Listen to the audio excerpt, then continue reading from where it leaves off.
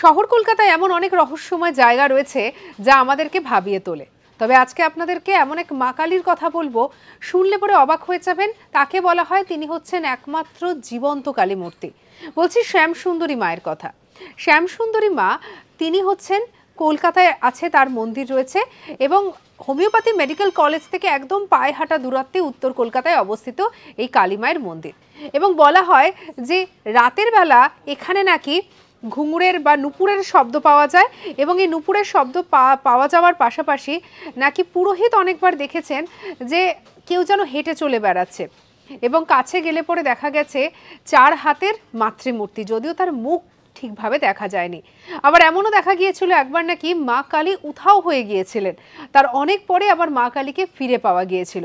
এমন নানা গল্পে ঠাসা এই শ্যামসুন্দরী মা, যেখানে গেলে বা যার কাছে কিছু প্রার্থনা করলে মা নাকি সবার কথা রাখেন, এমন কথাও বলা হয়ে থাকে। তাই প্রত্যেক দিন দূর দূরান্ত থেকে প্রচুর মানুষের ভিড় হয় এই শ্যামসুন্দরী মন্দিরে। আর অবশ্যই এরই পাশাপাশি এরকম বিভিন্ন গল্প, বিভিন্ন কিছু লোকমুখে ছড়িয়ে পড়েছে। সঙ্গে রাখুন আজ তাক বাংলাকে, সাবস্ক্রাইব করতে ভুলবেন না অজানা খবরকে জানার জন্য।